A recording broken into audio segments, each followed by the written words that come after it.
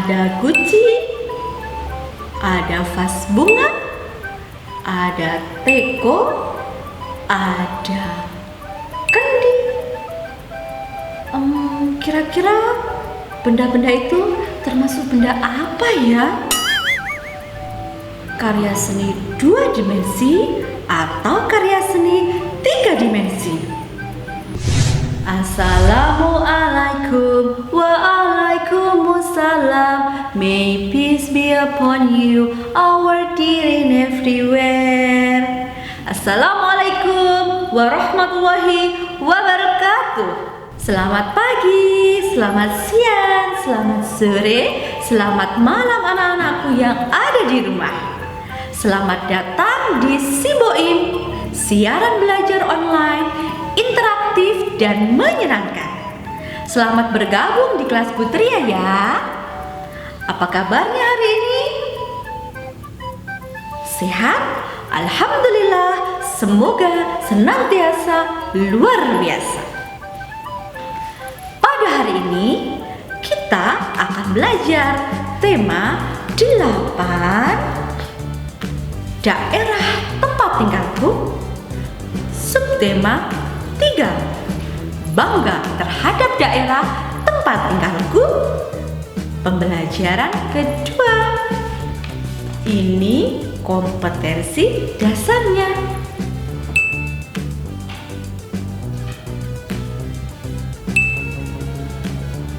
Dan ini yang terakhir.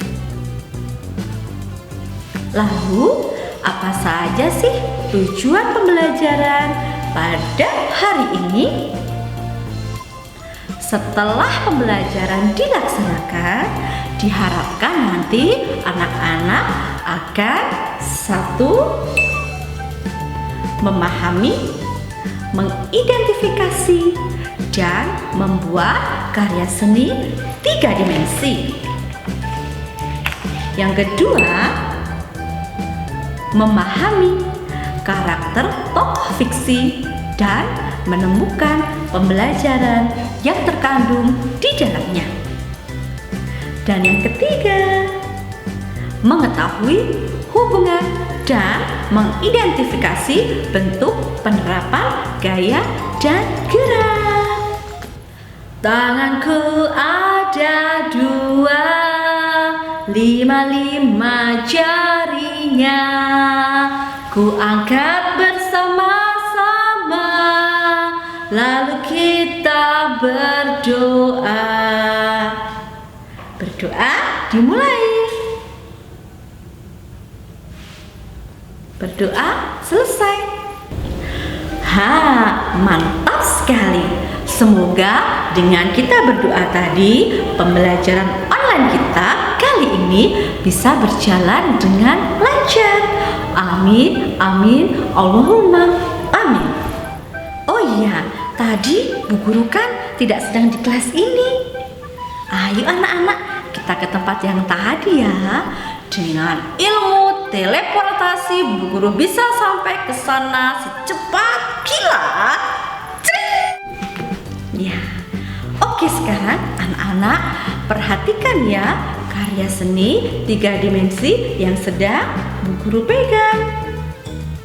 Nah, apa sih yang dimaksud dengan karya seni rupa 3 dimensi? Karya seni rupa 3 dimensi adalah karya seni rupa yang memiliki panjang, lebar, dan tinggi, serta memiliki volume.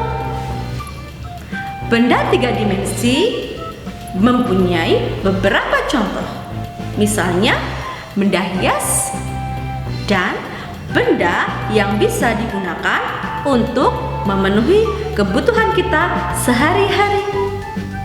Contohnya guci, vas bunga, kursi, lemari, lampu hias, dan masih banyak yang lainnya. Berdasarkan pengertian di atas, maka kamu pahami adanya ciri-ciri benda 3 dimensi sebagai berikut. Ciri-cirinya adalah yang pertama mempunyai panjang, lebar, dan tinggi. Itu ciri-ciri yang pertama. Kemudian ciri-ciri yang kedua, dapat dinikmati keindahannya dari sudut pandang manapun. Bisa dari depan, bisa dari samping, dari bawah, dari mana saja. Kemudian ciri-ciri karya seni 3 dimensi yang ketiga yaitu memiliki volume. Nah, ditinjau dari jenis bendanya, ada 3 jenis benda yang biasa dituangkan dalam gambar 3 dimensi. 3 benda yang dimaksud adalah sebagai berikut. 1. Benda kubistis. Yang kedua adalah benda silindris. Dan yang ketiga adalah benda bebas. Nah, apa pengertian ketiga benda tadi ya? Yang pertama, benda kubistis. Benda kubistis adalah benda yang mempunyai bentuk mirip seperti kubus. Kemudian yang kedua yaitu benda silindris, yaitu benda-benda yang mempunyai bentuk seperti bentuk silinder. Sedangkan yang ketiga yaitu benda bebas. Benda bebas adalah benda yang mempunyai bentuk tidak beraturan. Ada lampu ajaib terbang. Tunggu. Wah, akhirnya aku bisa menangkap lampu ajaib ini. Kira-kira kalau aku gosok-gosok bisa keluar jinnya nggak ya? Siapa tahu bisa mengabulkan 3 permintaan. Impossible sekali. Gak mungkin, karena itu semua adalah cerita fiksi. Nah, lampu ajaib tadi termasuk benda 3 dimensi. Saat kita melihat lampu ajaib tadi, pasti kita akan mengingat kepada cerita Aladin dan lampu ajaib. Cerita Aladin dan lampu ajaib merupakan contoh-contoh cerita fiksi. Tahukah anak-anak cerita tentang si Aladin dan lampu ajaib? Pernah dengar atau belum pernah? Pasti semuanya sudah pernah dengar kan?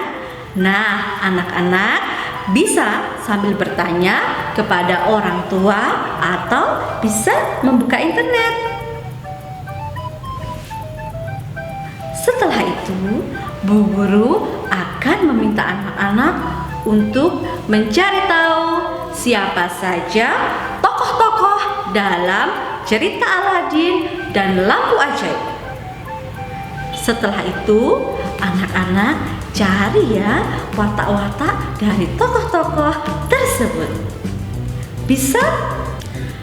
Anak-anak sudah berhasil menemukan siapa saja tokoh-tokoh yang berada di cerita Aladin dan lampu ajaib? Sudah belum? Ada yang belum ya? Oke, Bu Guru bantu ya. Tokoh-tokoh yang berada dalam cerita tadi antara lain Aladin yang mempunyai watak baik hati, gigih, dan rendah hati. Si Putri Jasmine yang mempunyai watak penyayang.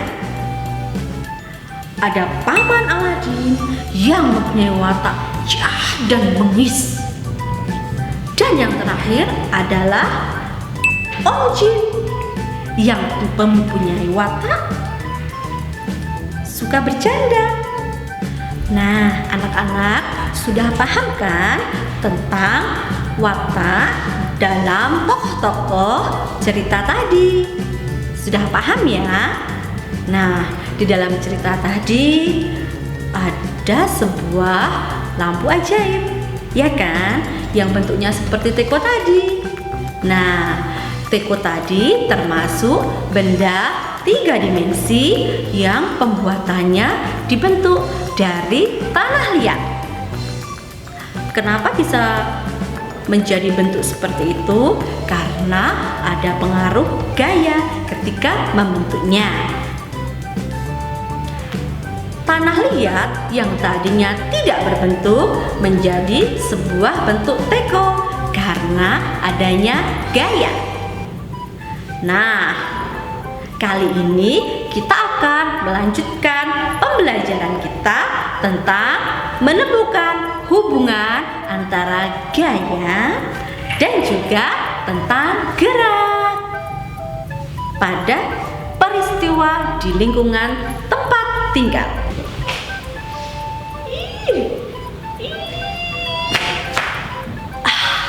Akhirnya, nah anak-anak, perhatikan gambar peristiwa berikut ini ya.